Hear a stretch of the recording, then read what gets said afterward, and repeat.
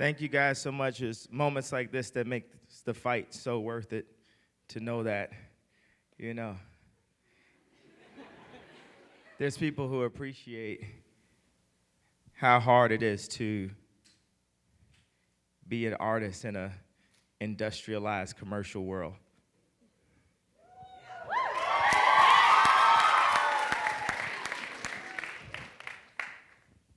So I like to start with a question so I can feel an idea, energy, or a vibe of something you'd like to know, and then I riff off that, as opposed to preparing anything. Sounds good. We're ready for you. Lashovo, you are up. Thank you. All right, so the question, how do you navigate, how do you avoid being stereotyped as a hip hop artist when you're navigating all these forms that you're working in? Well, metaphorically, to be stereotyped as a hip hop artist can be very much a hood that can put you in positions where people wouldn't expect you to be. And in the same way how when you step into places and they have a "you're not from here" type vibe, if you are from there and you're too accredited, a lot of times people will put their guards up and be less willing to work with you. And a lot of times I've been able to work with the most amazing people on the planet because I was considered not to be a threat to what they do, because I was considered to be a hip hop artist. So it allowed me to work with Amerikami or Kondo or Ricardo Tisci or, you know, Spike Jones or Spike Lee or all these different fields that so-called box allowed there to be a level of,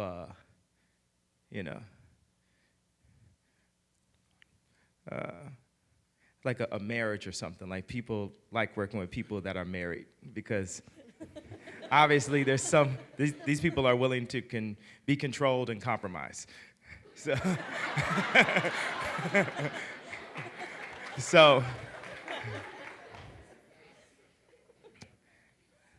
actually I use that little box and that stereotype to my advantage to be able to just kind of put my hoodie on and collaborate as much as possible.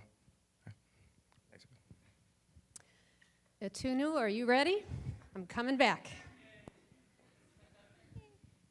Being in the music industry, did you ever feel like you had to dumb yourself down or make yourself palatable for like a certain audience?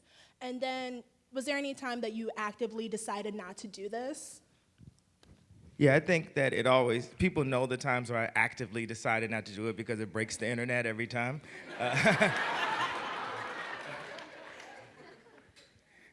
But I think the idea of dumbing down, each one of the things that you guys are gonna say, I look at, there's a positive and there's a negative that you think of as an artist, but there's a positive to it too, because it's the ability to accomplish more and the ability to step back from that immediate battle to win an overall war and to understand how long the war really is and understanding exactly how much to push on your concept and how much information to put in there is how much to concede, when to fight. You know, I remember on Gold Digger, I had this line that said, "When he get on, he ask for a white girl." And there was a radio guy who wouldn't play it because he was in an interracial relationship. He had a white wife, he was a black disc jock. So it directly connected to something that he dealt with issues with his entire, marriage and relationship. So he didn't want to play that. I remember there's video footage of me getting really upset and fighting for that to be played. And you get like one of those Kanye West outbursts. But I was fighting at that time for the idea of the art not being compromised. Like, I didn't curse, so what's so wrong with this concept? It seemed like there was so many, whether I was using imagery of the Klan on MTV, and I would say, okay, wait a second, so we can play this many G strings, right? But if you play an image of the Klan, and what it came down to is, oh, this is bad for business, this is bad for advertising, or it's making people think too much, or it's bringing a truth to people's attention that we don't feel like right now. And I think there's something about, there's different kind of drugs. If anyone's been on vacation and taken drugs before, I'm in an art school, so I'm just gonna assume that this has happened.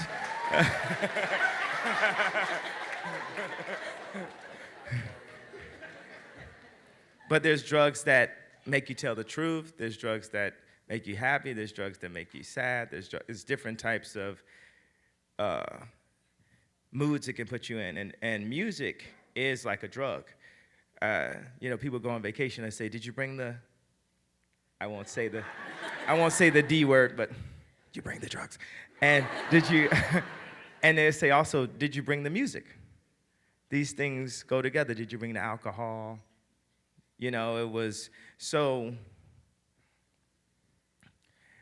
the interesting balance of making enjoyable music that also had truthful information in it, it was like always a very, very fine line. A fine line of when to break the high, in a way. Because there's a lot of, dance music, like Four on the Floor. It seems like it's trying to just be strictly the high and never break it. Never give any type of extra information, just strictly be the smoothest drug possible. And with backpack rap, it was always like this responsibility that we felt to, our parents, our ancestors, and to our generation at that time to use our platform of the drum to educate with it.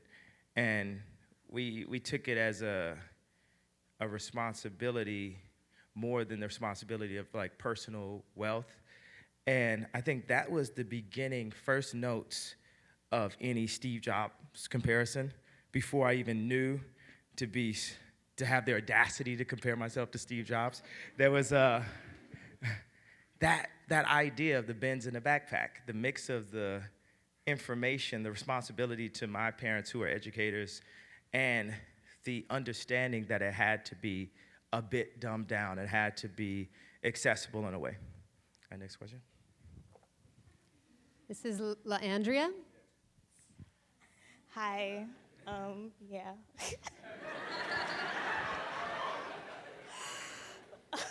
Okay. Do you feel your work is influenced by the Baltimore riots or any other events within the Black community? Can you give us an example of how current events targeting bodies like yours affected your practice? I think every time we would go to the studio, we would recap our entire history up to that point. Current events and, the past 500 years or past 2,100 years. I say that because I'm on the Christian clock, because I'm a Christian. And when I work really slow. I let the steak marinate. So the idea is of jumping to current event to event to event. They usually come out in the music over a 4 to 6 month period from after they come, because everyone wants to speak so quick and so emotionally and react right away. And it's just the way I create my music, the way I create my content. It just takes me a little bit longer, a lot more conversations, and I don't like to complain without trying to find or offer a solution, which takes even longer. So that's the process, and that's how events like that affect my eventual, the things I eventually say. Yeah. All right, next question. Sunny. been waiting a long time. She's my girl, and ever since I was this tall, it's been about you. But I had to ask a question to get to this question. But my question is, I'm from the west side of Chicago, and this is gonna get a little emotional, but I've lost two of my friends to like violence. They got shot and killed, and I make all the right decisions. I never did drugs, never did anything, but I'm scared. I'm scared I'm next, and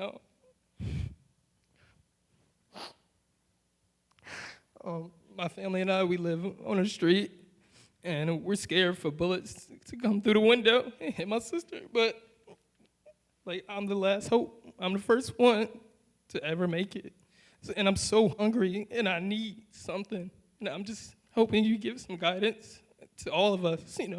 We got Vic up there, we got my buddy Ben up there. Like, we need something to keep going in this city, because I don't know if somebody else in my life or do it myself. I don't know how to get out.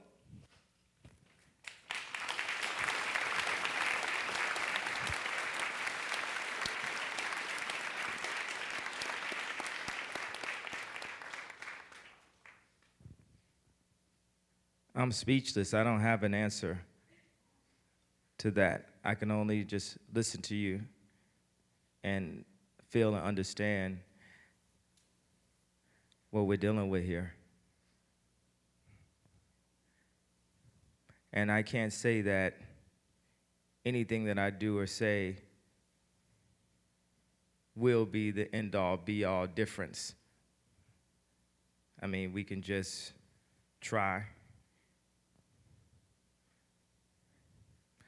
Yeah, I'm not even gonna try to give any politically correct answer that somehow makes it seem like after I said that, it's all good. Because it's not all good, it's fucked up out here.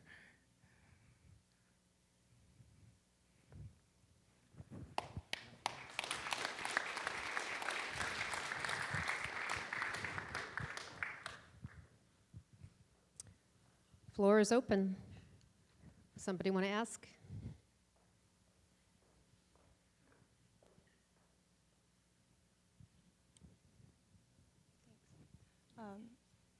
Sorry. Okay, I'm Claire. That's something really hard to follow, but this is something I've been thinking about like while you've been talking.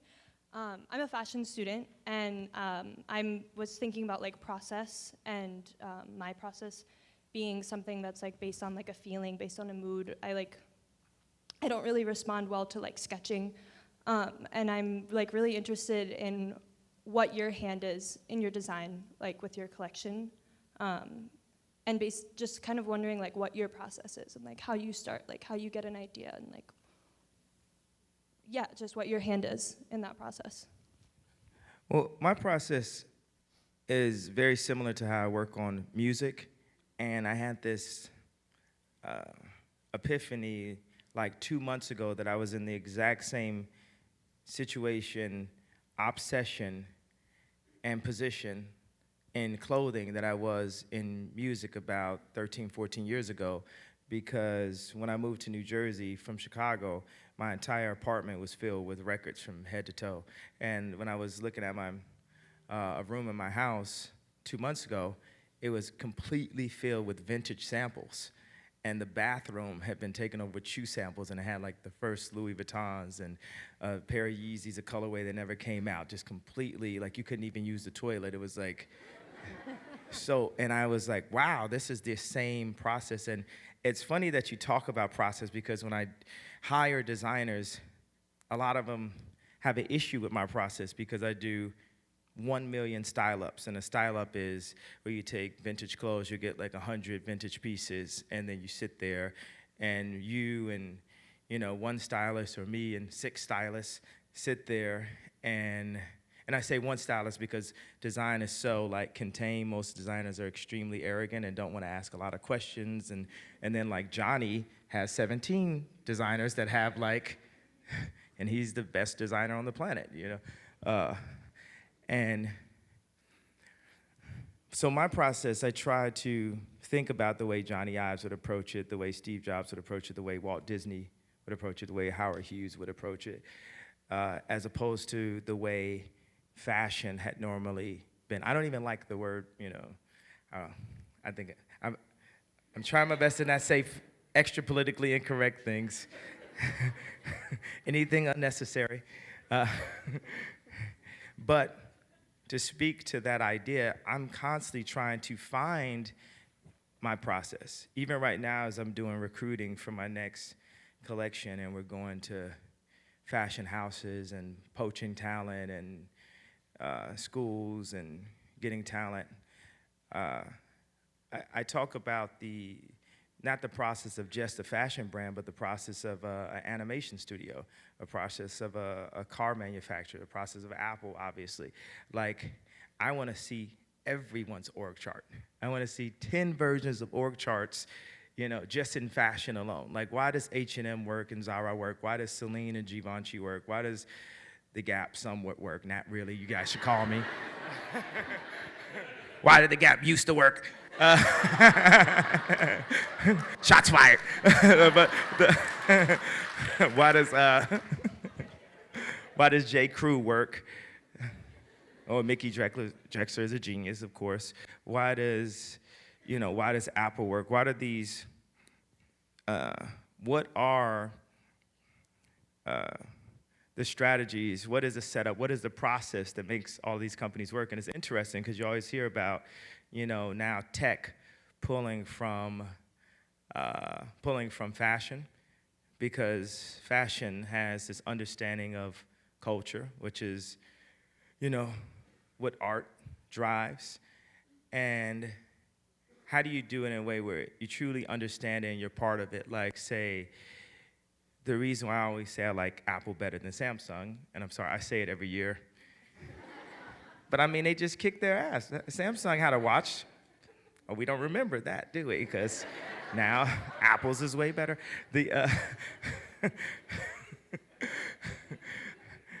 But, Johnny will sit and get Mark Newsom to come in that did the iCopod and design with them. Or like when I worked with Murakami, I would get them to work together. And what happens with like commercial or the average business world, and in my mind, I see millions of colors.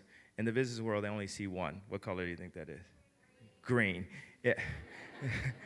Which actually is my favorite color, ironically, for some reason, not because it's the color, but it was my mom's favorite color, and I think it's just color, nature, and it's an awesome color. I really don't like blue, actually.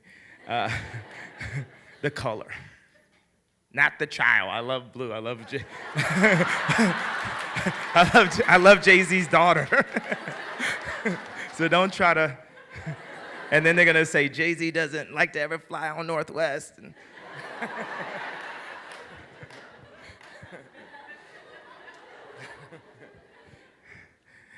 But that question, it was so interesting that you asked that question, because literally, like, I'll be, having a style up, and I'll be sitting there going through look after look after look after look, and like a designer will come up to me and say, "It's time to sketch now."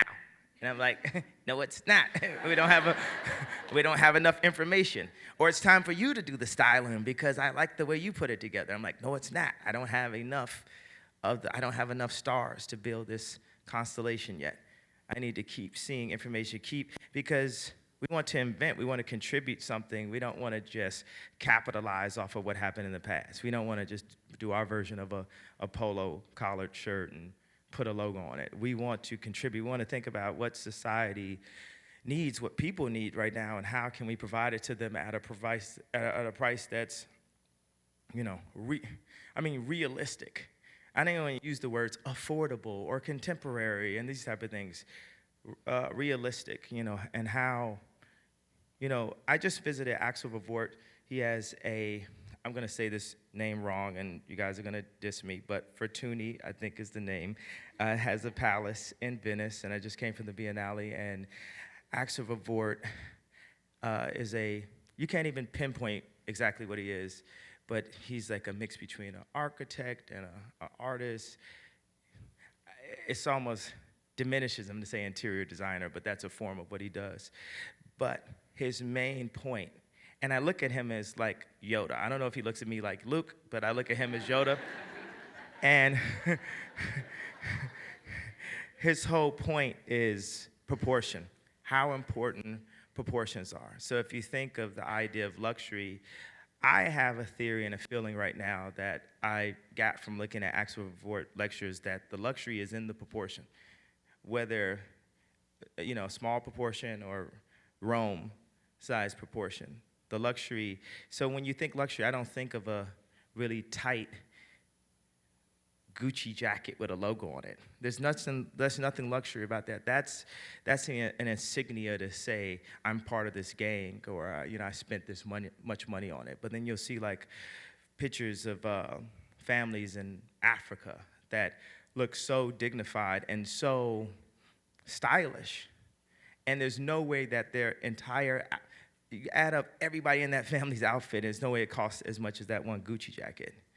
And the understanding of proportions. Like when I was doing Yeezus and I was in Paris, I was working on my apartment and I worked with this architect named Joseph Duran, and he introduced me to Genere, Charlotte Perriand, and Corbusier. And Corbusier, I bought this lamp, and it was dumb expensive. It was like $110,000. And it was very inspiring to me. It inspired the Yeezus album. Not just because it was expensive, but more for the fact that it was free when it was first made.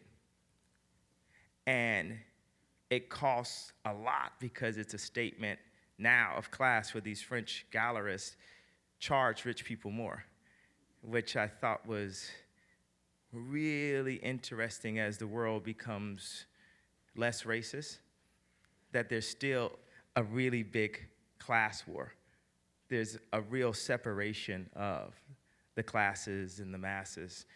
And Corbusier gave the people higher ceilings, literally and metaphorically. And I remember at that time I was going through leaving Nike and going to Adidas. And I was also dealing with trying to get a deal with a luxury house because I wanted to paint. But I wanted to paint with usable art. Sculptures equals clothing. Clothing is a form of usable art. And I would look at that lamp that was made of rocks and cement, but the shape was so beautiful, and it wasn't even made of marble. So when it was time to do the Adidas collection, I left Nike because they refused to give me a percentage because I was not an athlete, and I don't have an NDA that says I can't say this, even though it seems like wrong to say out loud. I left Nike because they refused to give me a percentage. They also offered me $4 million a year to stay, which is a unknown thing, but I'm sure it will show up on Hypebeast tomorrow. I wanted people to know that. And I still left them because they weren't giving me the opportunity to grow. They were working on an old business model, and Phil Knight was somewhere on an island. And then Mark Parker would go and find people who I collaborated with years before and try to do collaborations with them to seem cool. And as you see, Nike hasn't done like one cool thing this year.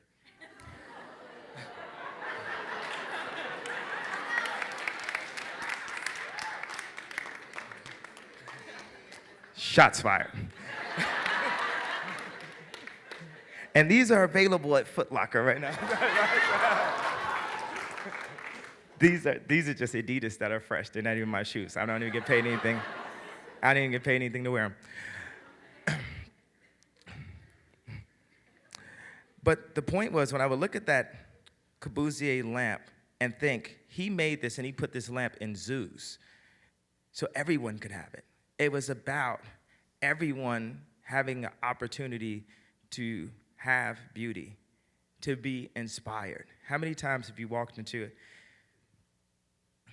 a designer store where you really like the head designer a lot, and then you just, you grab the piece, and it's just impossible to even consider how you could possibly ever afford that. And you might just spend some time in the store until the point where they make you feel so uncomfortable that you have to leave. And you're like, I just want to be at least around it for a while. Or you could take it to the next level and just try it on. Catch a nice little selfie up in a dressing room, post.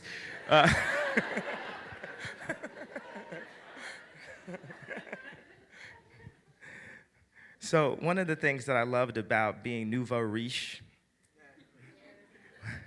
was the ability to take those things out of the dressing room. And by doing that, I was able to learn and educate myself. You know, I saw the Dior documentary, and Dior was educated from day one. He was born with wealth. And as you guys know, whenever you try to get credit or car loan or anything like, you gotta have something to have something. It's almost impossible to start from nothing.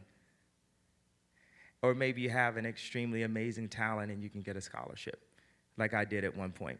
I had what is it called when you don't have the whole scholarship, but yeah.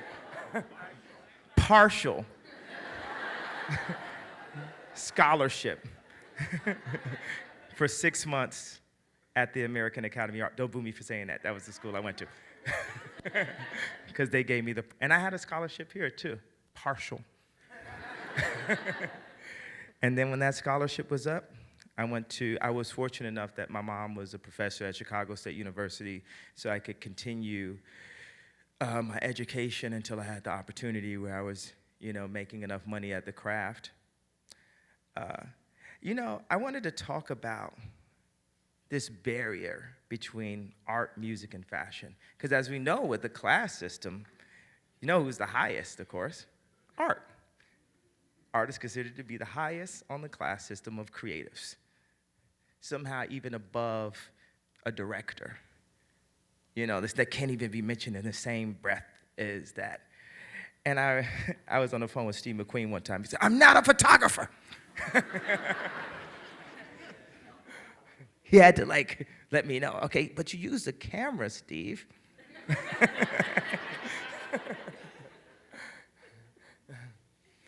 And I thought it was really amazing that Steve McQueen,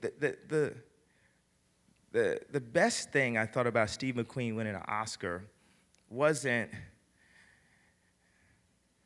as some people have told me, he is the first African-American Oscar winner. He's not American, bro. So,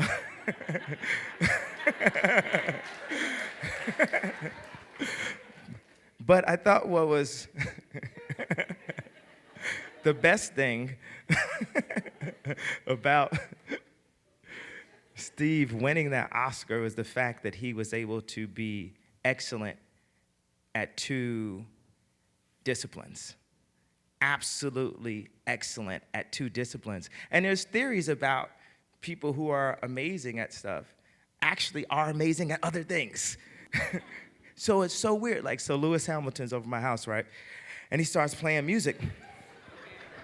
I know, I'm super Randy Jackson. I'm super Rando, It's going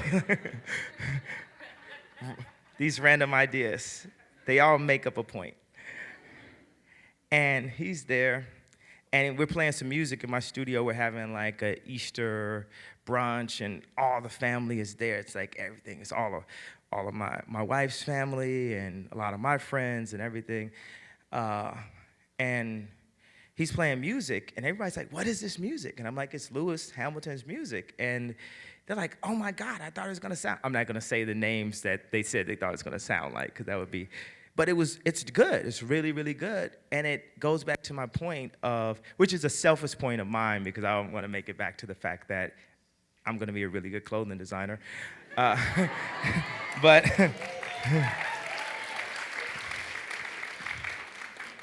just as a point of discipline, like Fortuny, is that how you say the name? I don't know what okay. Because he was a theater designer, clothing designer, painter, merchant, and that people can have more than one skill set. But let me flip it on the other side. So I have to use this example, and I won't say the names, but I'll just say a friend of mine, and they might be here. But a friend of mine showed me their sketchbook and their fashion collection. And when they showed it to me, I looked at it, it had vibes. It definitely was vibey, you know. And when I saw it, I said, well, are you still in school? And the kind of response, maybe I'm gonna go a bit heavy-handed on it, was that they didn't need school. And then when I tried to express why they did need to have that education or really get their craft together, they brought up, of course, my best friend and creative director, Virgil Abloh, who has an extremely successful clothing line right now, and also is extremely successful DJ and extremely successful creative director, obviously.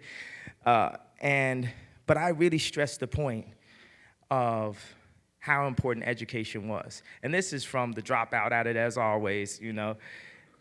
I sat with Louise Wilson a couple weeks before she died, and she told me, Louise Wilson is the acclaimed professor from St. Martin's that taught Phoebe Philo, Alexander McQueen, John Galliano, and I feel like I'm her honorary student also.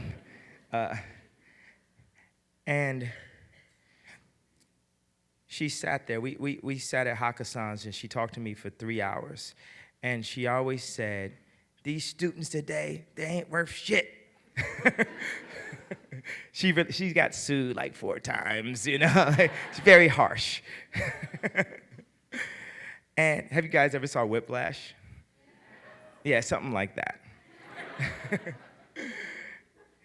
And she said, how's your daughter doing and everything?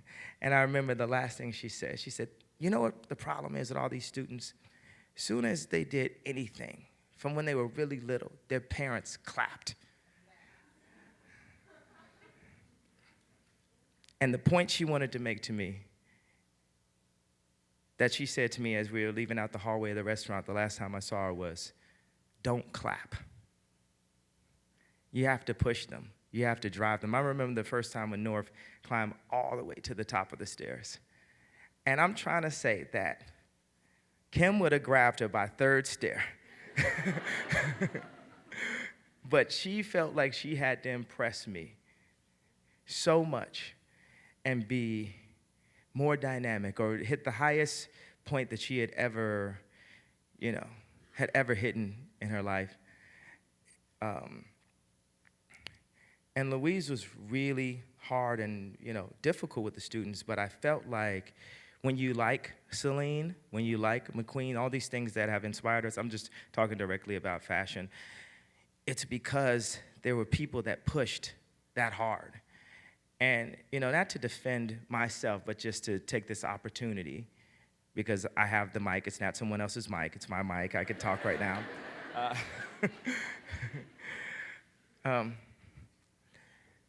I feel a responsibility to push in the world. I feel a responsibility in my position to be like, this is some bullshit. Am I the only one here that's not crazy? Am I the only one here that's not afraid of losing their Samsung deal right now?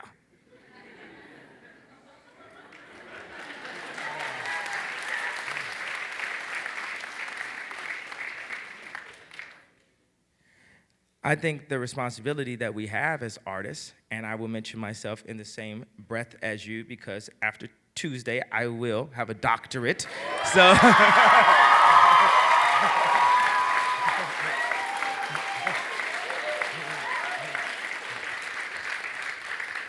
the song Can't Tell Me Nothing never rang so true. But I feel throughout time as artists, our responsibility was to the truth. Because how else could history be documented? How else could our time be represented, this time that we had? Who's going to stand up and say, as the gentleman said earlier today, how it really is right now? Who's going to express that? There was a time when hip-hop expressed that. It doesn't anymore, in my opinion. It's just very simple. It's like, I'm a fuck yo girl, I got the drugs with me, I bought a foreign car.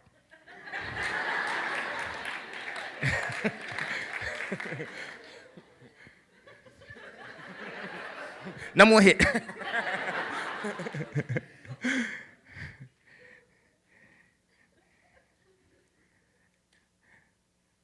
You know, when I would sit with Farrakhan, as I've done many times over this past year especially, and got really close to him,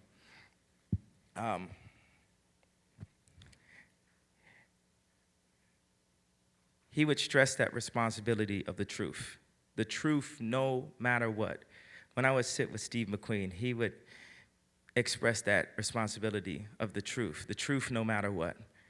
Matthew Barney is my favorite artist, Vanessa B. Croft.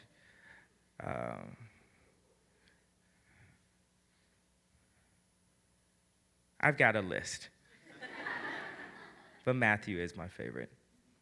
That is my truth. And when I go and see a 5-hour piece, I just felt like he didn't hold back from what was in his spirit. I felt like he expressed exactly the way he saw it, and that's also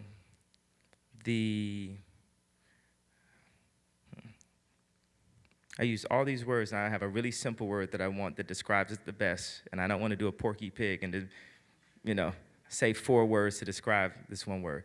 That is my hard drive. It has the little rainbow spinning wheel on my desktop right now. I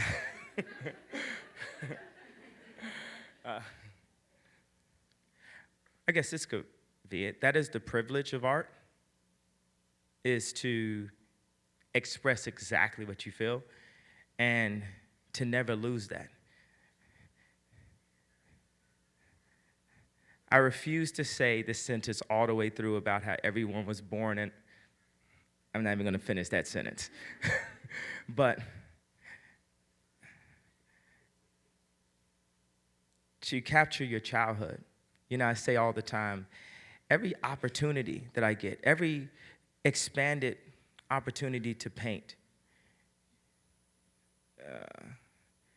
I feel like I'm getting younger and younger and younger.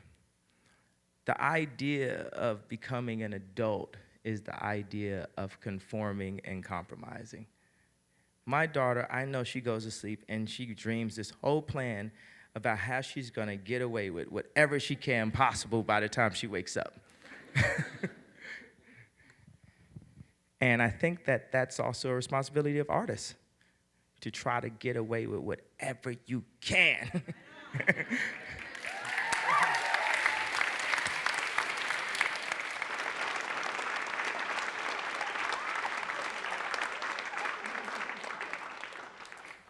Because everyone's compromising.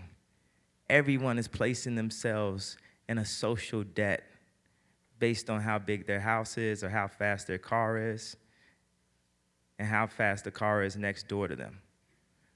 They're losing their art. They're losing their passion. They're losing their purpose.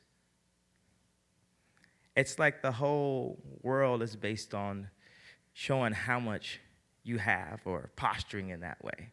I went into debt to chase my dreams. I went into debt when no one wanted a straight black American entertainer to design a dress. I went into debt as a rapper. As a rapper, I got my ghost, all this.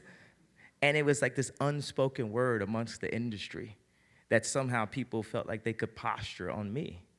But I'm motherfucking Kanye West.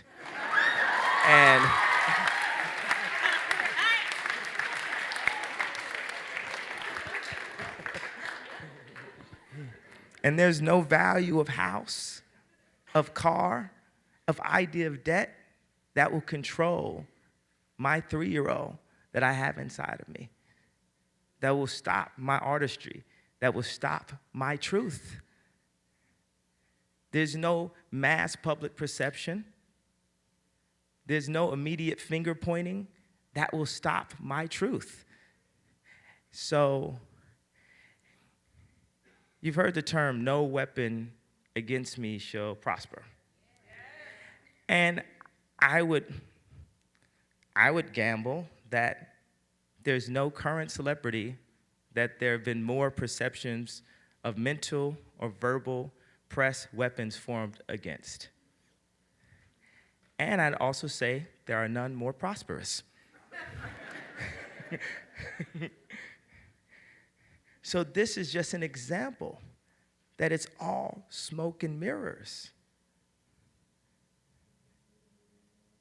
Other than what the gentleman talked about earlier, none of it's real. You know, you can drive past a homeless person and think, who's richer, who's freer? Drive past a homeless person in a Maybach and think, who's richer, who's freer?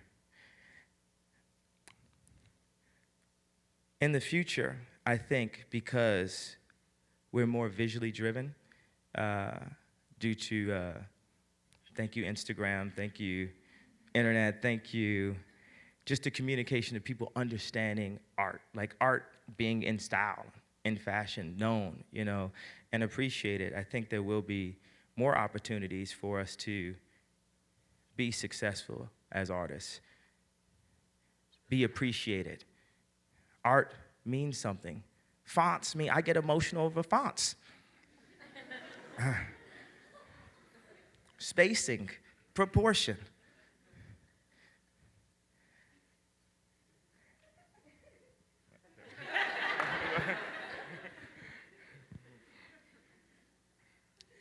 Okay, I'll take one more question. That was my answer to that question, by the way.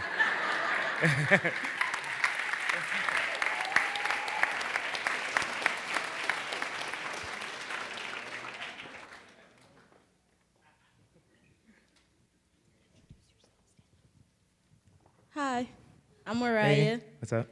On SoundCloud, I'm Auk. You can check AWK.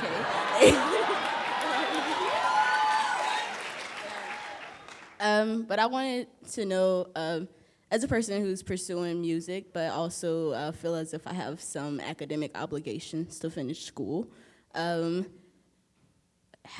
does this honorary doctorate mean to you?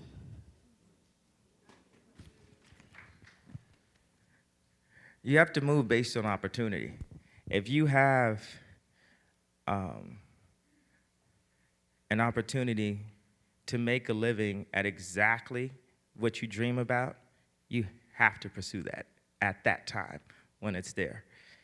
If the opportunity isn't there, just keep educating yourself as much as possible so that when the time comes, you'll be even better at that dream that you had.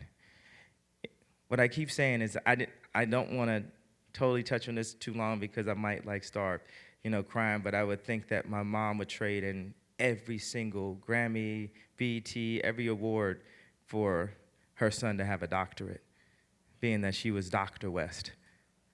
I won't touch on this too long. So I always was frustrated when I would come to this type of, I never came to quite this kind of thing, but you go to a music seminar and everyone's giving people some comments or ideas, when I couldn't express myself. So before I close, I would like for you, whoever still has a question, just scream the question at me, all at the same time, right now, and I want to see if there's anything that I hear that I want to speak on. Go ahead, this is your last chance. I'm leaving with it.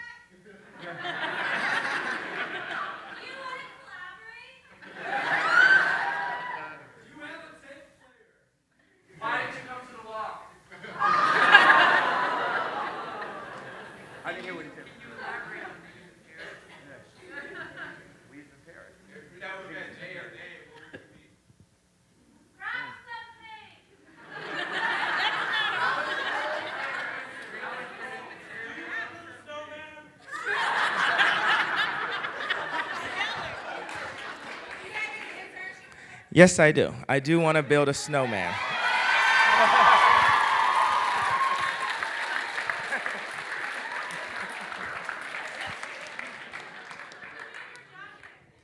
Hader Ackerman.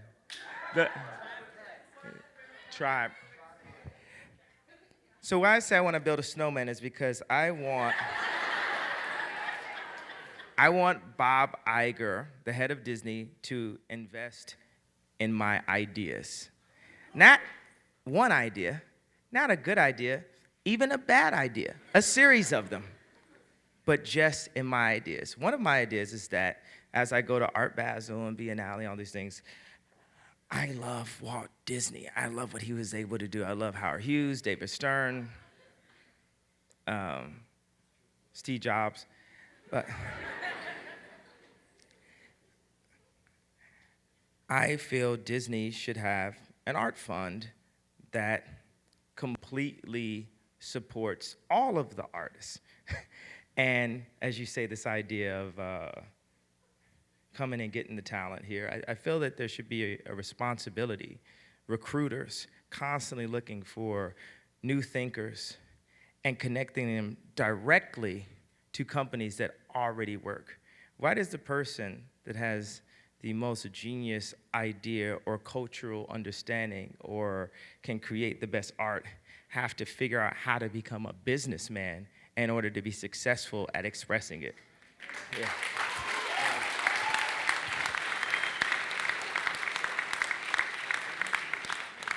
Like, you remember Jay-Z has a rap, I'm not a businessman, I'm a businessman. I have a rap that's like, that says, I'm not a businessman, I'm not a businessman.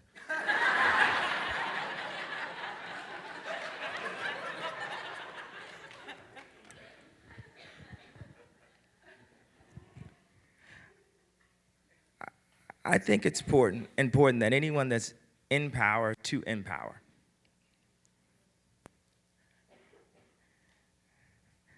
I like to think that I have a good eye for art that will be commercially viable. I know that the word commercial is like don't say that. But I think that's my particular skill set. It's certain people who have the ability to, work at the mall and know what's gonna pop there. There's certain people that can curate a gallery, and that's a completely different skill set. And I think my skill set is somewhere in between. So I wouldn't even try to, at this point in my life, curate a biennale but I felt that for these past 10 years, 12 years, when we made music, we tried to challenge the commercial status quo and push art. I have synesthesia. I see sound in front of me. I've been trying to paint this picture since high school. I have paintings of drums, of snares, of chords, the colors that they are. High, that's white. That's dark color. I see it in front of me. So when people try to separate art from music or fashion or the art of conversation, food, everything is art.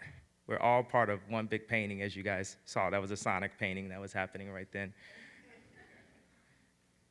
We're all part of one giant movie, one giant painting. Every day that you step out, you're a piece of the painting. Your contribution. I could say something that, I hate giving like these really like meaningful statements and shit, and everybody's, oh, that really changed everything for me, yay, and shit. I'd rather be like Michelangelo and not finish the statement, not finish every, and let you, the end of Sopranos or something, let you decide what happens.